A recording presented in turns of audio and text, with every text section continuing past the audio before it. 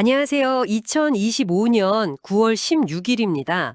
오늘 저희가 같이 볼 자료들, 이게 꼭 얽힌 실타래 같아요.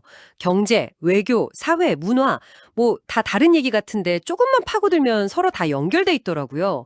한미 무역 협상부터 해서 한국은의 금리 고민, 또 중요한 외교 일정, 해외 근로자 문제, 그리고 영화제 소식까지 오늘은 이 뉴스들 사이에 그 숨겨진 고리들, 이걸 좀 찾아보고 그 의미를 깊이 파헤쳐보려고 합니다. 여러분이 이 복잡한 상황을 딱 이해하시는 데 필요한 핵심만 저희가 짚어드릴게요. 네. 오늘 자료들을 쭉 보니까요. 한국이 지금 처한 상황이 참 여러 면을 보여주는 것 같아요. 뭐랄까, 밖에서의 압박도 있고 안에서의 고민거리도 있고 그 사이에서 균형을 잡아야 하는 거죠. 말씀하신 대로 그 꽉 막힌 한미 무역 협상, 또 그게 미칠 파장, 통화 정책은 어디로 갈지, 중국하고는 어떻게 풀어갈지, 그리고 예상 못한 우리 국민 관련 이슈도 있고요. 또 문화적인 성과까지 단순하게 그냥 사실만 쭉 늘어놓는 게 아니라 각 사안이 지금 왜 중요하고 앞으로 어떻게 될지 그 맥락을 좀 짚어보겠습니다. 좋습니다. 그럼 제일 먼저 경제 쪽, 이 매듭부터 한번 풀어보죠. 한미 무역 협상이 지금 잘 안 풀린다는데 핵심 쟁점이 뭔가 좀 복잡하게 얽혀 있는 것 같아요. 자료 보니까 미국이 관세를 낮춰주겠다? 이건 되게 좋은 거잖아요. 근데 그 대가로 한국한테 무려 3,500억 달러, 이게 우리 돈으로 400조 원이 넘는 거죠. 엄청난 투자를 요구했다. 이게 문제의 시작 같은데 정확히 어디서 부딪히는 건가요? 예, 바로 그 지점이 협상의 가장 어려운 부분입니다. 미국의 관세 인하 자체는 당연히 우리 수출 기업들한테는 숨통이 트이는 소식이죠. 아주 반가운 계기인데, 근데 그 조건으로 딱 내건 3,500억 달러, 이 대규모 투자가 단순히 그냥 기업이 투자하고 말고의 문제가 아닌 거예요. 이게 국가 경제 전체, 특히 외환 시장에 아주 큰 부담을 줄 수 있다, 이런 우려가 나오는 거죠. 아, 한번 상상해 보세요. 그 어마어마한 달러로 자금을 마련하려고 시장에서 달러를 막 사들여야 한다면 그럼 원화 가치가 확 떨어질 수 있잖아요. 심하면 환율 쇼크 이런 말까지 나오는 거죠. 그러니까 기업들이 미국에 공장 짓는 거 그 자체보다도 그 돈을 만드는 과정에서 환율이 막 흔들릴 수 있다는 거네요. 그렇게 되면 당장 수입 물가가 오르고 경제 전반이 불안해질 수도 있겠고요. 결국 관세 좀 낮춰서 얻는 이익보다 환율 불안정 때문에 보는 손해가 더 클 수도 있다. 이런 계산이 깔린 거군요. 정확합니다. 무역 수지 개선이라는 그 당근을 얻으려다가 어쩌면 통화 가치 안정성이라는 더 큰 기반이 흔들릴 수 있는 그런 딜레마에 빠진 거죠.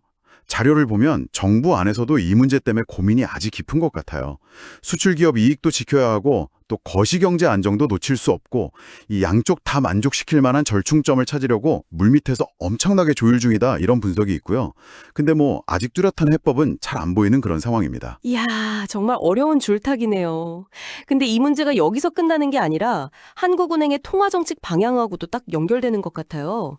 자료에 보니까 한국은행 금통위 회의록 내용이 나오던데 기준금리 내릴 가능성이 상당히 높아졌다면서요. 네, 그 연결고리를 잘 짚어주셨어요. 그게 중요합니다. 회의록을 보면 다수의 금통위원들이 현재 경제 성장률이 우리 경제가 가진 잠재 능력에 좀 못 미칠 것 같다, 이렇게 우려하고 있다는 게 보여요. 거기다가 방금 얘기했던 미국의 무역 압박 같은 거, 이런 외부적인 불확실성도 부담이 되는 거고요. 그래서 경기가 더 나빠질 위험에 미리 좀 대응하자, 이런 차원에서 현재 연 2.50%인 기준금리를 조만간 내리는 쪽으로, 그러니까 이른바 완화적 통화정책으로 가야 한다는 의견에 힘이 실리고 있는 걸로 나타났습니다. 경기 부양이 좀 필요하다, 이렇게 느끼는 거죠. 하지만 금리 인하가 다 해결해 주는 건 아니잖아요. 자료에도 보면 동시에 가계부채 늘어나는 거, 이것도 걱정된다는 얘기가 같이 있던데요. 금리 낮추면 당장 이자 부담 줄어서 좋긴 한데 또 다른 쪽에서는 사람들의 돈을 더 쉽게 빌리게 되고 가뜩이나 많은 가계빚이 더 늘어날 위험도 커지는 거 아닌가요? 바로 그게 한국은행이 처한 또 다른 딜레마입니다. 정말. 경기 부양 그리고 부채 관리.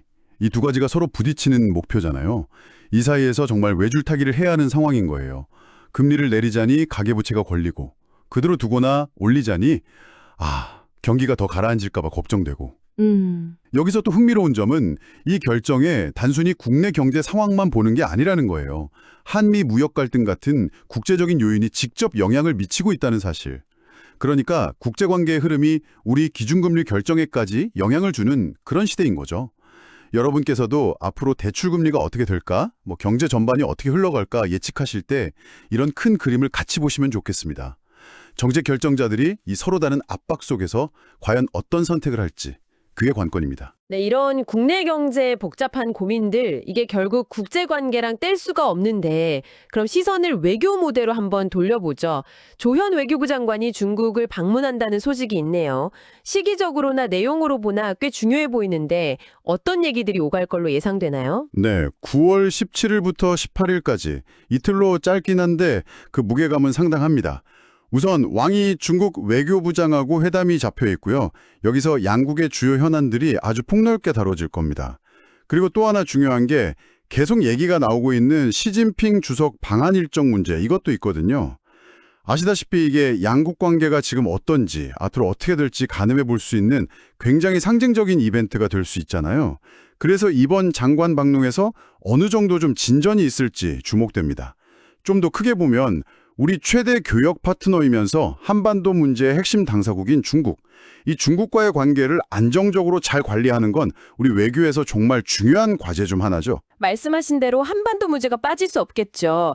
자료 보니까 이번 방문에서도 역시 북한 비핵화 문제, 여기에 대해서 중국이 좀 건설적인 역할을 해달라 이렇게 촉구할 거라는 내용이 있던데요. 이게 계속 반복되는 요구 같기도 한데 이번에는 좀 다른 기대를 걸어볼 만한 게 있을까요? 사실 북한 문제에 대해서 중국한테 협력해달라고 요청하는 건 어제 오늘 일은 아니죠. 한국 정부는 계속해서 꾸준히 중국이 북한에 좀 더 영향력을 써서 북한을 비핵화 그리고 대화 테이블로 나오게 해달라 이렇게 요청해 왔습니다. 이번 방문도 기본적으로는 그런 기존 입장을 다시 한번 확인하고 중국 쪽에서 좀 더 눈에 보이는 행동 변화를 촉구하는 자리가 될 거예요. 다만 최근에 북한의 움직임이라든가 아니면 주변 강대국들 사이의 역학관계가 좀 변하면서 중국의 역할론이 다시 좀 부각될 가능성은 있어 보입니다. 중국 입장에서도 한반도 안전관리는 자기들 이해관계랑 바로 연결되거든요. 그래서 어떤 식으로든 반응을 보일 수밖에 없을 거예요. 여러분께서 이 미묘한 외교 줄다리기를 이해하시는 게 동북아시아의 복잡한 안보 지형을 읽는데 중요한 단서가 될 겁니다. 알겠습니다. 외교 문제에 이어서 이번에는 좀 안타깝고 민감할 수 있는 소식인데요. 미국 조지아주에 있는 현대 LG 배터리 합작 공장에서 일하던 우리 한국인 근로자 수백 명이 현지 당국에 구금됐다가 풀려났다는 좀 충격적인 소식이네요. 이게 어떻게 된 일인가요?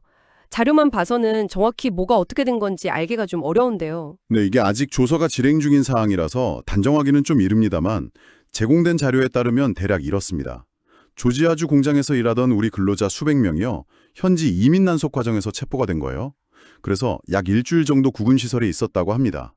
그 뒤에 다행히 풀려나서 한국으로 돌아오긴 했는데 이 과정에서 혹시 인권 침해는 없었는지 이게 지금 쟁점으로 떠오르고 있습니다. 한국 정부도 바로 진상조사에 들어갔고요. 수백 명 규모면 상당히 큰 사건인데요. 그럼 정부 조사는 구체적으로 어떤 부분에 초점을 맞추는 건가요? 구금 자체가 법적으로 문제가 있었는지 아니면 구금되어 있는 동안 처우가 문제였는지. 둘 다 해당될 수 있습니다. 정부는 관련 기업들하고 협력해서요. 당시 단속 과정이 적법한 절차대로 이루어졌는지, 예를 들면 영장 제시는 했는지, 미란다 원칙 같은 기본적인 권리는 알려줬는지, 그리고 사전에 통보 없이 갑자기 들이닥친 건 아닌지 이런 것들을 아주 면밀히 살펴볼 예정이고요. 또 구금되어 있는 동안 혹시 비인도적인 대우나 차별 같은 건 없었는지 이것도 당연히 중요한 조사 대상입니다. 이 사건은 단순히 어떤 특정 기업의 문제를 넘어서는 문제예요. 해외에서 일하는 우리 국민들의 노동권 그리고 인권 보호, 이 중요한 가치랑 바로 연결되는 거죠. 다른 나라에서 일어난 일이지만 우리 정부가 자국민 보호를 위해서 어디까지 나서야 하는지, 또 해당 기업의 책임은 어디까지 물어야 하는지 이런 여러 복잡한 질문들을 던지고 있습니다. 정말 가볍게 벌 사안은 아니네요. 해외에 나간 우리 기업들, 또 근로자들이 점점 많아지는데 이런 문제에 대해서 좀 시스템적으로 대비하는 것도 필요해 보입니다. 조사 결과를 좀 지켜봐야겠군요. 자, 그럼 마지막으로 분위기를 좀 바꿔서 문학의 소식으로 가볼까요? 아시아 최대 영화 축제죠. 부산국제영화제가 드디어 개막했습니다. 와, 벌써 30회라고요? 네, 그렇습니다. 한국 영화계뿐만 아니라 아시아 영화계 전체로 봐도 정말 큰 잔치죠. 특히 올해는 이제 세계적인 거장 반열에 오르신 박찬욱 감독님 신작 No Other Choice, 이게 개막작으로 딱 선정되면서 시작 전부터 국내외에서 엄청난 관심을 끌었어요. 경쟁 부문, 비경쟁 부문 다 합쳐서 총 241편의 영화가 상영될 예정이라고 하니까 그 규모가 정말 대단하죠. 자료에 따르면 역대 최대 규모라고 하고 또 새로운 섹션들도 많이 생겨서 볼거리가 더 풍성해질 걸로 기대됩니다. 여기서 정말 흥미로운 포인트는 이게 그냥 영화 몇 편 상영한다더라 이런 차원의 얘기가 아니라는 거죠. 앞서 얘기했던 경제나 외교 문제처럼 딱딱하진 않지만 어쩌면 그보다 더 강력한 힘을 가질 수도 있는 거잖아요. 바로 한국의 문화적 영향력, 우리가 흔히 말하는 소프트 파워, 이걸 상징적으로 보여주는 현장이 아닌가 저는 그런 생각이 드는데요. 어떻게 보세요? 전적으로 동의합니다. 부산국제영화제는 단순히 영화를 상영하는 장소를 넘어서요. 한국 영화를 세계 무대에 딱 선보이고 동시에 전 세계의 영화인들 또 관객들을 한국으로 불러 모으는 아주 중요한 플랫폼 역할을 하고 있습니다. 특히 요즘 K-POP, K-드라마에 이어서 K-무비 위상도 엄청 높아졌잖아요. 이런 상황에서 부산국제영화제가 성공적으로 열리는 건 한국이 문화 콘텐츠 강국으로서의 자리를 더 단단히 굳히는 데 결정적인 기여를 하는 거죠. 영화제 기간 동안에 이루어지는 여러 교류나 비즈니스 미팅 같은 것도 문화산업 발전에 아주 중요한 동력이 되고요. 듣는 분들께는 그냥 연예계 소식 정도로 느껴질 수도 있겠지만 사실은 이게 치열한 문화 외교의 현장이기도 하고 한국 예술의 국제적인 영향력을 가늠해 볼 수 있는 중요한 척도라고 볼 수 있습니다. 그렇군요. 영화 한 편, 또 영화제 하나에도 이렇게 다양한 의미와 맥락이 담겨 있다는 게 참 흥미롭네요. 자, 오늘 저희 정말 숨가쁘게 여러 소식들을 살펴봤습니다. 팽팽한 긴장감이 도는 한미 무역 협상 테이블부터 경기 부양과 부채 관리 사이에서 고민하는 한국은행, 또 중요한 외교적 만남이 예정된 중국 방문, 미국에서 생긴 안타까운 우리 근로자 문제, 그리고 세계가 주목하는 부산국제영화제 개막까지 언뜻 보면 다 따로따로 같지만 결국은 서로 영향을 주고받으면서 오늘의 한국이라는 큰 그림을 그리고 있다는 걸 확인할 수 있었습니다. 네. 오늘 다른 뉴스 조각들을 이렇게 맞춰보니까 한국 사회가 지금 마주하고 있는 도전, 그리고 기회, 그 복잡한 모습들이 좀 드러나는 것 같습니다. 경제적으로는 성장을 추구하면서도 안정성을 지켜야 하는 그런 어려운 문제. 외교적으로는 강대국들 사이에서 우리 국익을 지키면서 섬세하게 줄타기를 해야 하는 과제. 사회적으로는 국경을 넘어서 우리 국민을 보호하는 것의 중요성. 그리고 문화적으로는 세계 무대에서 영향력을 더 넓혀가는 가능성까지. 이 모든 것들이 정말 얽히고 설켜서 돌아가고 있다는 점을 다시 한번 확인할 수 있었죠. 오늘 저희 대화가 여러분께서 이 복잡한 세상의 흐름을 이해하시는데 조금이나마 도움이 되었기를 바랍니다. 그럼 마지막으로 오늘 나눈 이야기들의 바탕으로 여러분께 생각해 볼 만한 질문 하나 던지면서 마무리할까 합니다. 오늘 우리가 살펴본 경제적인 압박 요인들, 예를 들면 무역 협상의 불확실성이라던가 금리 인하 가능성 같은 거요.